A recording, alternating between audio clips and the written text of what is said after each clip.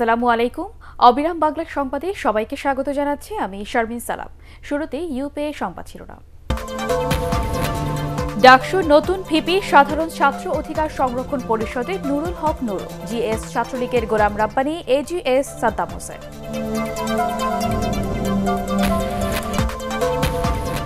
খুনি অর্থ পাচারকারী সাজাপ্রাপ্ত ও দেশান্তরী নেতারা শীর্ষ নেতৃত্বে থাকায় বিএনপিকে প্রত্যাখ্যান করেছে জনগণ, সংসদে প্রধানমন্ত্রী।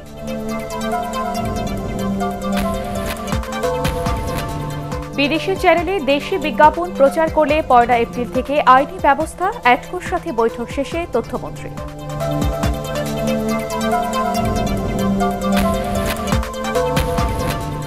এবং ওয়েলিংটনে দ্বিতীয় টেস্টে নিউজিল্যান্ডের কাছে ইনিংস ও 12 রানে হারল বাংলাদেশ।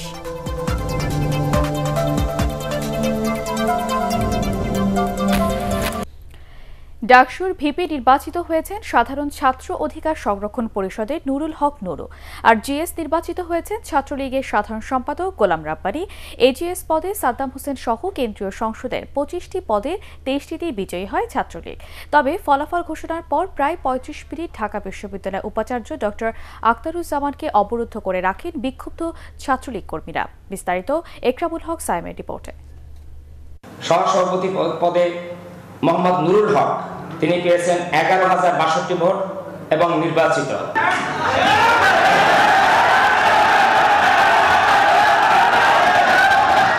রাত 3:30 তখন ভিপি হিসেবে নুরুল হক নুরের নাম ঘোষণার পরপরই হইচয়ে উত্তাল হয়ে ওঠে সিনেট অডিটোরিয়াম। এর মধ্যেই ফল ঘোষণার কাজ চালিয়ে যান ঢাকা বিশ্ববিদ্যালয় উপাচার্য ডক্টর মোহাম্মদ আখতারুজ্জামান।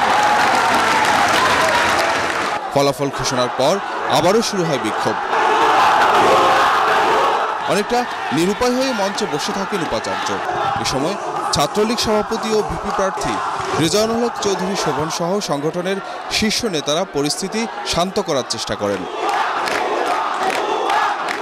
নুরুল হক নূরকে উপাচার্যের বাসায় হামলাকারী উল্লেখ করে তাকে না মেনে নেওয়ার ঘোষণা দেন ছাত্রলীগ নেতারা।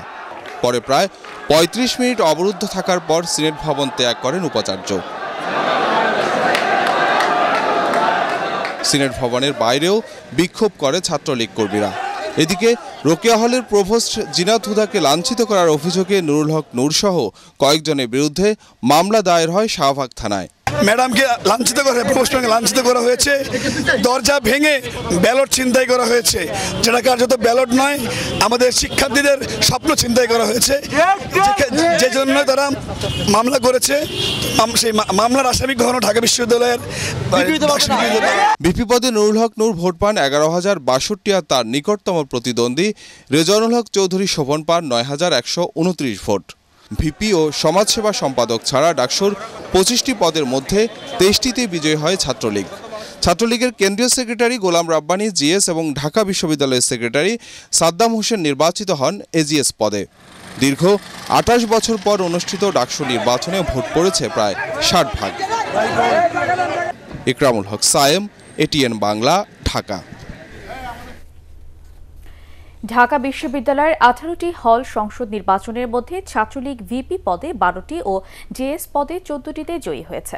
স্বতন্ত্র প্রার্থীরা ভিপি পদে 6টি ও জিএস পদে 4টিতে জয় পেয়েছেন। মহুসেন, সূর্য সেন, মুক্তিযোদ্ধা জিয়াউর রহমান, কবি জসিমউদ্দিন, জগন্নাথ, বিজয় 71 ও বঙ্গবন্ধু হলে পূর্ণ প্যানেলে বিজয়ী হয় ছাত্রলীগ। কুয়েত মৈত্রী ও শামসুন্নাহার হলে ভিপি জিএস পদে স্বতন্ত্র, বেগম ফজিলাতুন্নেসা মুজিব হল, ফজলুল হক হল এবং অমর 21 হলে ভিপি স্বতন্ত্র জিএস ছাত্রলীগ, জহুরুল হক হলে ভিপি ছাত্রলীগ, জিএস স্বতন্ত্র, শহীদুল্লাহ হল, এসএম হল, বেগম রোকেয়া এবং এফ রহমান হলে ভিপি ও জিএস পদে ছাত্রলীগ প্রার্থীরা বিজয়ী হয়েছেন।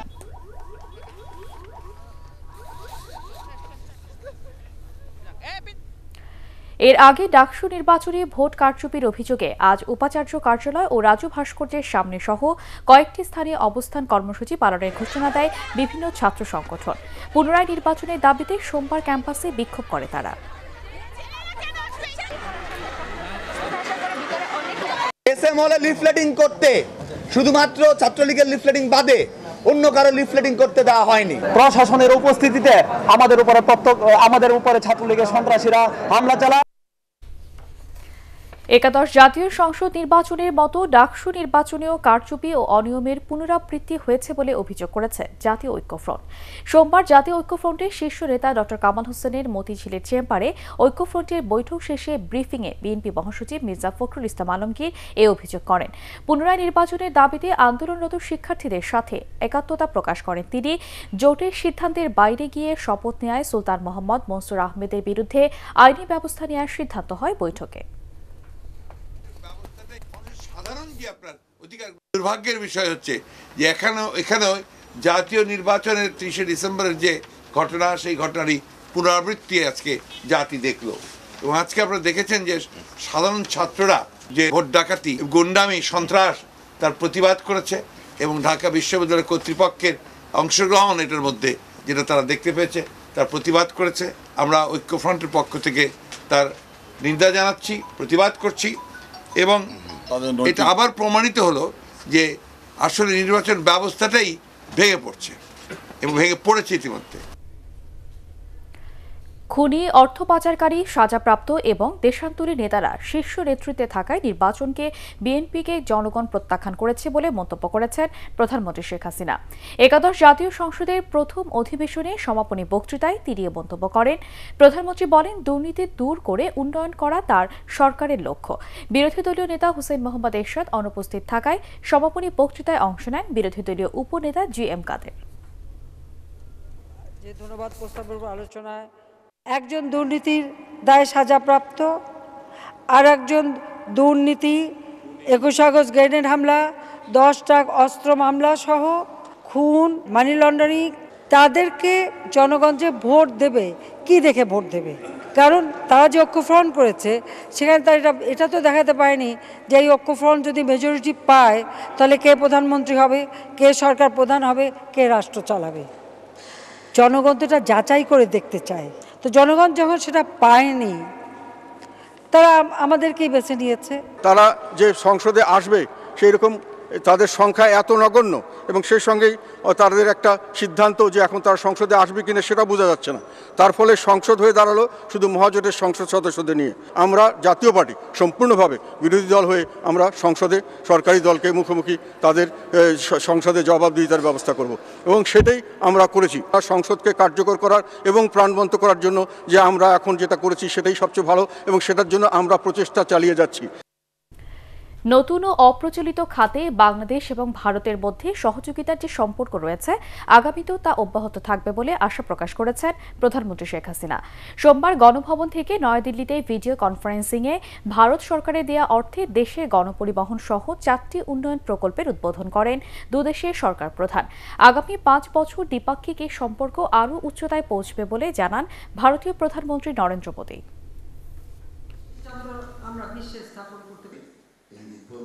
দ্বিপাক্ষিক, আঞ্চলিক ও বহুপাক্ষিক সহযোগিতার মাধ্যমে আমাদের এ অঞ্চল এবং এর বাইরে সন্ত্রাসবাদ দূর করতে আমরা বদ্ধপরিকর।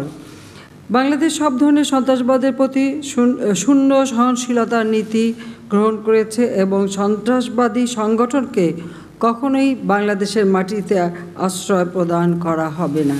साथ मिलकर पिछले 5 वर्षों में भारत बांग्लादेश संबंधों के सोनाली अध्याय के लिए काम करने को मैं अपना बहुत बड़ा सौभाग्य मानता हूं और मुझे पूरा विश्वास है कि पिछले 5 वर्ष हमारे लिए जितने गौरवशाली रहे हैं, आगामी 5 वर्षों में हमारे द्विपक्षीय संबंध उससे भी अधिक ऊंचाई हासिल करेंगे। আগামী 12 মে থেকে বঙ্গবন্ধু স্যাটেলাইট 3 মাস বিনামূল্যে ব্যবহার করতে পারবে দেশের বেসরকারি টিভি চ্যানেলগুলো। টেলিভিশন মালিকদের সংগঠন অ্যাটকোর সাথে তথ্য মন্ত্রণালয়ের বৈঠকে এই সিদ্ধান্ত হয়। অ্যাটকো জানিয়েছে, বঙ্গবন্ধু স্যাটেলাইটের ফ্রিকোয়েন্সি ব্যবহারের পর থেকে বেসরকারি টেলিভিশনগুলো পে চ্যানেল হিসেবে আত্মপ্রকাশ করবে। পরে তথ্যমন্ত্রী ড হাসান মাহমুদ বলেন, বিদেশি চ্যানেলে দেশি বিজ্ঞাপন প্রচার করলে 1 এপ্রিল থেকে আইনি ব্যবস্থা নেওয়া হবে। আরও জানাচ্ছেন মোর্শেদ আলম। তথ্য মন্ত্রণালয়ের হিসাবে বর্তমানে দেশে ৪৪টি বেসরকারি টেলিভিশনের লাইসেন্সের বিপরীতে সম্প্রচারে আছে ৩০টির মতো। প্রতিষ্ঠার ভিত্তিতে দেশি টেলিভিশনগুলোকে শুরুতে রাখতে কয়েক বছর আগে সিদ্ধান্ত হলেও তা বাস্তবায়ন করেনি কেবল অপারেটররা। এবার সেই সিদ্ধান্ত বাস্তবায়নে কঠোর হচ্ছে তথ্য মন্ত্রণালয়। সমস্ত কেবল অপারেটরদেরকে আমরা নোটিফাই করব, যেই টেলিভিশন চ্যানেল সবার আগে সম্প্রচারে গেছে তারা সিরিয়ালের আগের দিকে থাকবে। এইভাবে সম্প্রচারের তারিখ অনুযায়ী টেলিভিশন চ্যানেলগুলো সিরিয়ালে দেখাতে হবে, পরে বিদেশি চ্যানেলগুলো থাকবে। গত বছরের ১২ মে মহাকাশে উৎক্ষেপণ করা হয় দেশের প্রথম বঙ্গবন্ধু স্যাটেলাইট। নভেম্বরে তা পুরোপুরি বুঝে পায় বাংলাদেশ। আগামী ১২ মে প্রথম বর্ষপূর্তি থেকেই বেসরকারি টেলিভিশনগুলোকে বঙ্গবন্ধু স্যাটেলাইটের ফ্রিকোয়েন্সি ব্যবহারের আহ্বান জানায় তথ্য মন্ত্রণালয়। তথ্যমন্ত্রী আরও জানান, বাংলাদেশে সম্প্রচার করা বিদেশি চ্যানেলগুলো আইন না মেনে দেশি বিজ্ঞাপন প্রচার করছে। এবার তাদের বিরুদ্ধে কঠোর ব্যবস্থা নেওয়া হবে। আগামী ১২ মে নাগাদ বাংলাদেশের সমস্ত টেলিভিশন চ্যানেলগুলো বঙ্গবন্ধু স্যাটেলাইটের মাধ্যমে সম্প্রচারের ব্যবস্থা গ্রহণ করা হবে। বঙ্গবন্ধু স্যাটেলাইট কর্তৃপক্ষ ৩ মাস ফ্রি সার্ভিস প্রোভাইড করবে।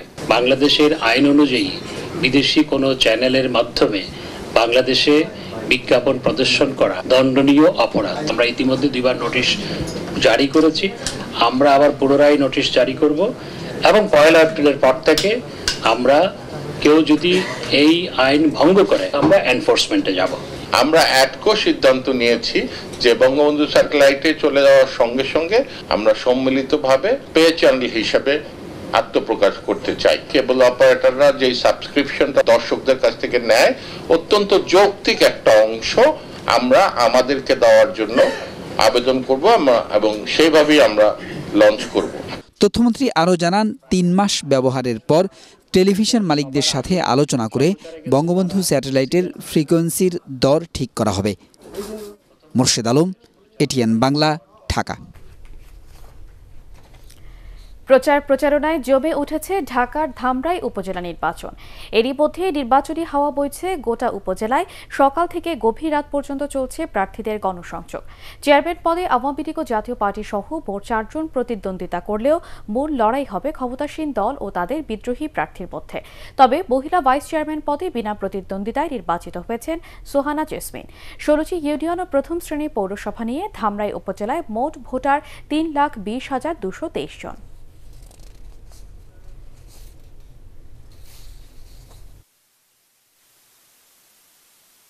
সৎ, যোগ্য এবং মেধাবী একটা লোককে আমরা ভোট দিতে চাই। আশা করছি আগামী নির্বাচন, উপজেলা নির্বাচন অত্যন্ত সুষ্ঠু হবে। নৌকার প্রতি ধামরাইয়ের মানুষ আস্থাশীল, কাজে আমি শতভাগ আশাবাদী যে আগামী 31শে মার্চের নির্বাচনে বিপুল ভোটের ব্যবধানে নৌকা বিজয়ী হবে। প্রত্যেকটি ওয়ার্ডে ঘুরে ঘুরে আমি বুঝতে পেরেছি, যদি সুষ্ঠু নির্বাচন হয় ইনশাআল্লাহ, জননেত্রী শেখ হাসিনা যদি সুষ্ঠু নির্বাচন করান তাহলে আমি বিপুল ভোটে নির্বাচিত হবে।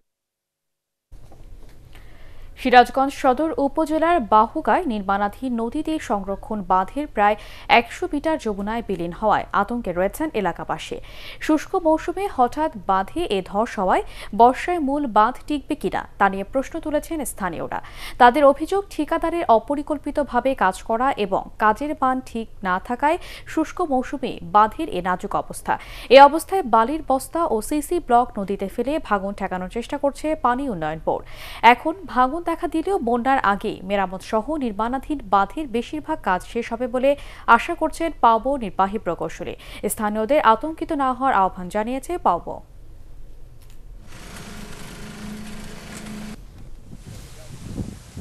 নতুন বাঁধ আজই ধসে গেছে, তাহলে বর্ষাকালে কি হবে? এতগুলা জমি, বাড়ি, ঘর, দরজা সব ভেঙে ভেঙে বিলুপ্ত হয়ে যাবে। আমরা কোথায় গিয়ে দাঁড়াবো? দরজা মানে যদি না থেকে মনে করেন যে বাহুগা অস্তিত্ব কোনো থাকবে না।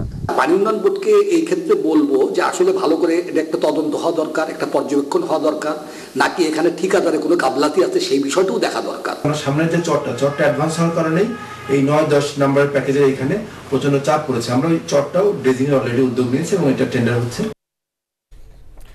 দখল আর দূষণে রংপুরের উপর দিয়ে বয়ে চলা শতবর্ষী ঐতিহ্যবাহী শ্যামাসুন্দরী খালের বেহাল অবস্থা। ভরাটের পাশাপাশি আবর্জনার ভাগাড়ে পরিণত হয়েছে খালটি। ময়নার স্তূপ, দুর্গন্ধযুক্ত নোংরা পানি আর খালের বিভিন্ন স্থানে সংযুক্ত রয়েছে সিটি কর্পোরেশনের সুয়ারেজ লাইন।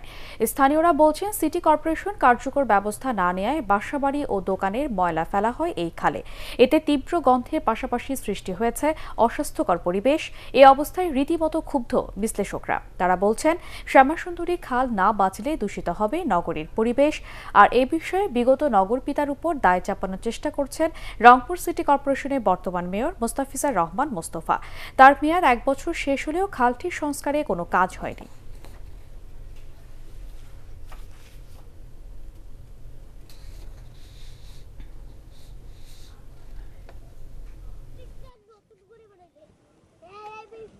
ঘাঘর নদীর সাথে এটার একটি সংযোগ ছিল, সেই সংযোগটা বন্ধ করে দেওয়ার ফলে পানি এখানে স্থবির হয়ে গেছে, যার কারণে এখানে বর্জ্য বিভিন্ন ধরনের ড্রেনের পানি পড়ার কারণে এখানে ময়লা আবর্জনা ফেলার কারণে এখানে মশা, মাছি, ডেঙ্গু, ফাইলেরিয়া থেকে আশেপাশে বিভিন্ন ধরনের রোগের সৃষ্টি হচ্ছে। এখন যে অবস্থা, তাতে মশা ফ্যাক্টরি হয়ে গেছে এবং বর্জ্য দিয়ে ভর্তি। শ্যামাসুন্দরী খাল দখল এবং দূষণে যেই পরিণতিতে এসে পৌঁছেছে, এর দায় সরকারকে নিতে হয়।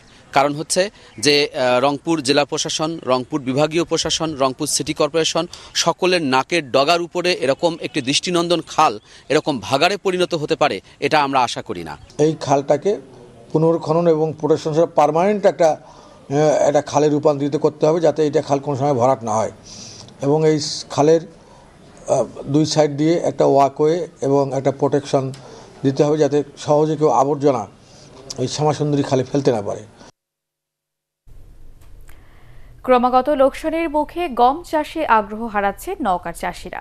জেলায় এবার লক্ষ্যমাত্রার চেয়ে অন্তত 10,000 হেক্টর কম জমিতে গম আবাদ হয়েছে। কৃষকরা বলছেন, গত কয়েক বছর ধরে গম বিক্রি করে খরচের টাকাই উঠছে না। সরকারিভাবে না কেনায় গত মৌসুমেও লোকসানের মুখে গম বিক্রি করতে হয়েছে তাদের।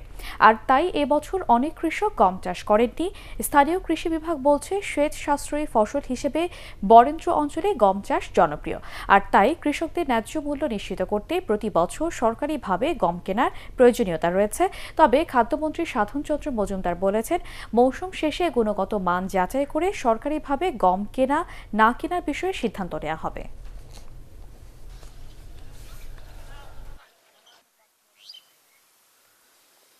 গত বছর যে গমের ফলন হয়েছিল 15 মণ 16 মণ হারিতে গম হয়েছিল, এতে বিক্রয় করে 700-800 টাকা মন বিক্রয় করে আমাদের কোনো পোষায়নি।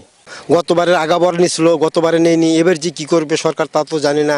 সরকারি যে প্রক্রুটমেন্ট, এটা একটা বড় ব্যাপার। তারা যদি গমটা নেয়, দামটা ভালো পায় এবং কৃষকে গম চাষে উৎসাহিত হয়। কৃষি বিভাগ রিপোর্ট অনুসারে যদি গম ক্রয় করার মতো, প্রক্রুট করার মতো গম পাওয়া যায়, অবশ্যই আমরা এখানে প্রক্রুটমেন্ট করবো। আর যদি কৃষকেরা শুধু খাদ্যের জন্য গম লাগাতে, তাদের পাবো না, তো আমদানি করতে হবে।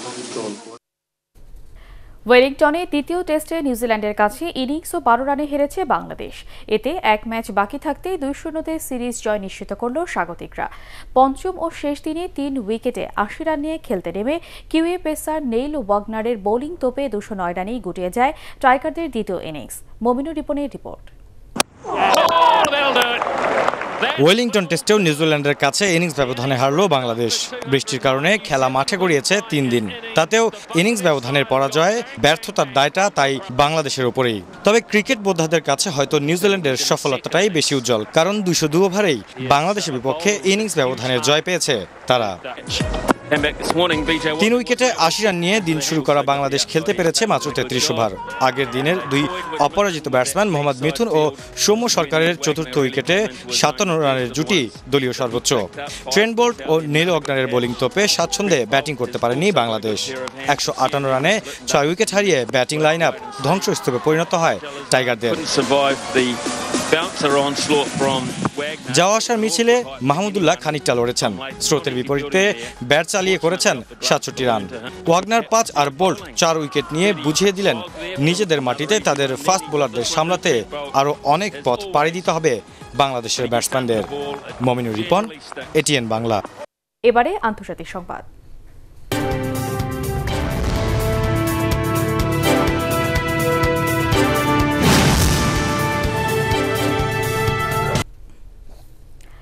ব্রেক্সিট চুক্তি অনুমোদনের প্রশ্নে যুক্তরাজ্য সংসদে আজ ভোট অনুষ্ঠিত হবে।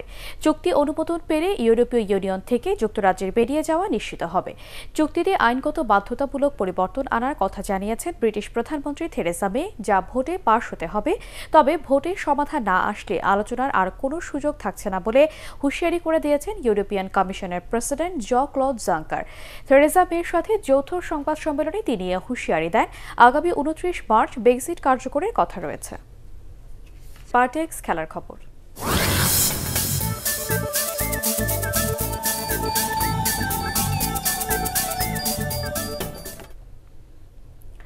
নেপালের বিরাটনগরে আজ শুরু হচ্ছে সাফ মহিলা ফুটবলের পঞ্চম আসর। এবারে চ্যাম্পিয়নশিপে শিরোপার অন্যতম দাবিদার বাংলাদেশ। টুর্নামেন্ট শুরুর আগে আনুষ্ঠানিক সংবাদ সম্মেলনে অংশগ্রহণকারী দলের কোচ এবং ফুটবলাররা একথা বলেন। নেপাল থেকে রিপোর্ট করছেন এস.এম. আশরাফ। বাংলাদেশ টুর্নামেন্টের বর্তমান রানার্স আপ। অন্যদিকে বয়স ভিত্তিক ফুটবলে বাংলাদেশের মেয়েদের সাম্প্রতিক পারফরমেন্স, সব বিবেচনাতেই প্রতিপক্ষ দলগুলো সম্মান জানাচ্ছে গোলাম রব্বানী ছোটনের শিষ্যদের। আনুষ্ঠানিক সংবাদ সম্মেলনেও সে কথা ঘুরে ফিরিয়ে জানালেন কোচরা। So just focus first in Nepal. The Bangladesh was the most strong, and then their physical power. Last time we went back from Nepal, yes, it was a very tragic day for us, and which we will never forget. Top ফেভারিটের তকমা না থাকলেও শিরোপার অন্যতম দাবিদার তো বটেই। তাই সাবিনা সানজিদেরা ভালো করেই জানেন তা। কোচ টেকনিক্যাল ডিরেক্টর অনুশীলনে বুঝিয়ে দিতে চাইলেন খেলতে হবে মাথা উঁচু করেই। লং জার্নি করার পরেও মেয়েরা সবাই সুস্থ, তো আজকের ট্রেনিং সেশনটাও খুব ভালোভাবে আমরা শেষ করতে পারছি, সব কিছুই ভালো। যে টিম আমাদের সাথে পড়ছে গ্রুপে, আর সে টিমগুলো অনেক শক্তিশালী, আর আমরা তেমনি শক্তিশালী, আর আমরা তাদের সাথে ফাইট করব। নেপাল ভুটান ম্যাচ দিয়ে মঙ্গলবার টুর্নামেন্ট শুরু হলেও বাংলাদেশ তাদের মিশন শুরু করছে 14 মার্চ ভুটানের বিপক্ষে ম্যাচ দিয়ে। এস.এম. আশরাফ, এটিএন বাংলা, বিরাটনগর, নেপাল। শেষ করার আগে ইউপি সংবাদ শিরোনাম আরও একবার। ডাকসুর নতুন ভিপি সাধারণ ছাত্র অধিকার সংরক্ষণ পরিষদে নুরুল হক নুরু, জিএস ছাত্রলীগের গোলাম রাব্বানী, এজিএম সাদ্দাম হোসেন। খুনি, অর্থ পাচারকারী, সাজাপ্রাপ্ত ও দেশান্তরী নেতারা শীর্ষ নেতৃত্বে থাকায় বিএনপিকে প্রত্যাখ্যান করেছে জনগণ, সংসদে প্রধানমন্ত্রী।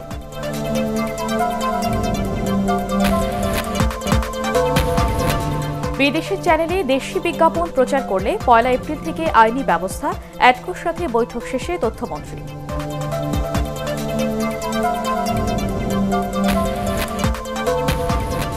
এবং ওয়েলিংটনে দ্বিতীয় টেস্টে নিউজিল্যান্ডের কাছে ইনিংস ও 12 রানে হারল বাংলাদেশ।